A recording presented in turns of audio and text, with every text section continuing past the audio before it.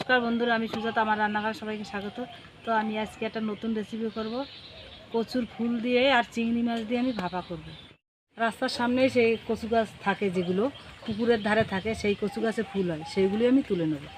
এই দেখুন, ওই যে ওইটা পেকে গেছে, আর এই দেখুন এই যে এখান দিয়ে আমি ভেঙে নিয়ে নিচ্ছি। এই দেখুন কি সুন্দর, এই দেখুন এতগুলো নিয়ে নিয়েছি, কত সুন্দর লাগছে দেখতে। দেখুন একটা পেকে গেছে, এটা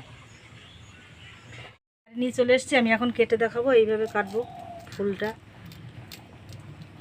এরকম করে কেটে নেবো। এই দেখুন, এটা ফেলে দিতে হবে, এটা চুল করে সব আমি এরকম করে কেটে নেবো।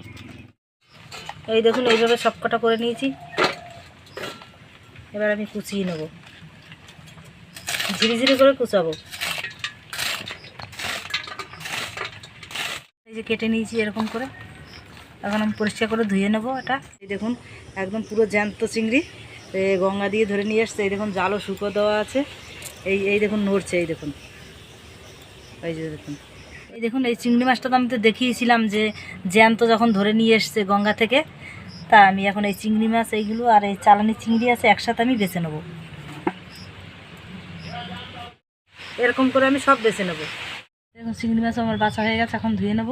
এই দেখুন গঙ্গার একদম টাটকা ভোলা। এই দেখুন জাল ধরিয়ে দিয়েছি, আর এই কেটে আমি ধুয়ে নিয়েছি। এখন আমি ভাপ দিয়ে নেব। ভাপ দিলে এই যে বিজলটা আছে ওটা কেটে যাবে। নুনটা দিলে আর কি চুলকবে না, ওই জন্য নুনটা দিয়ে দিয়েছি। বেটে নেবো আমি। সিদ্ধ হয়ে গেছে, আমি এখন নামিয়ে দিচ্ছি। এই দেখুন গলে গেছে।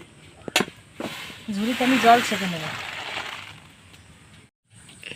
এই দেখুন মাছ কেটে আমি ধুয়ে নিয়েছি। এখন আমি একে একে করে মশলা দেবো। রসুন বাটা দিয়ে দিচ্ছি, টমাটো কুচি, কাঁচা লঙ্কা কুচি, অল্প করে সর্ষে বাটা দিয়েছি, ধনে জিরে বাটা দিয়ে দিচ্ছি। স্বাদ মতন আমি নুন দিয়ে দেবো, লঙ্কার গুঁড়ো দিয়ে দেবো, হলুদ দিয়ে দেবো। সিদ্ধ করা ফুল এখন এর মধ্যে দিয়ে দেবো। তেল দিয়ে দেবো, সর্ষের তেল। মাখিয়ে নেবো আমি এখন। মাখানো হয়ে গেছে, কড়াই গরম হয়ে গেছে, আমি এখন তেল দিয়ে দিচ্ছি। তেজপাতা, শুকনো লঙ্কা আর জিরে আছে, কাঁচা লঙ্কা। এই দেখুন এর ভিতরে আমি এখন দিয়ে দেবো। একটু নাড়াচাড়া দিয়ে দেবো হালকা করে। অল্প করে আমি জল দিয়ে আমি ঢাকা দিয়ে রাখবো। 2 মিনিট বাদে আমি এখন তুলে দিচ্ছি ঢাকা। দেখুন কি সুন্দর হয়েছে। শাহি গরম মশলা দিয়ে দিচ্ছি উপর দিয়ে আমি একটু কাঁচা তেল দিয়ে দেবো। এখন আমি 1 মিনিট মতন ঢাকা দিয়ে রাখবো।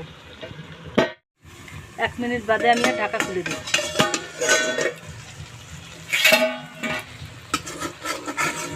এই দেখুন কি সুন্দর হয়েছে। আমি এখন নামিয়ে দেবো।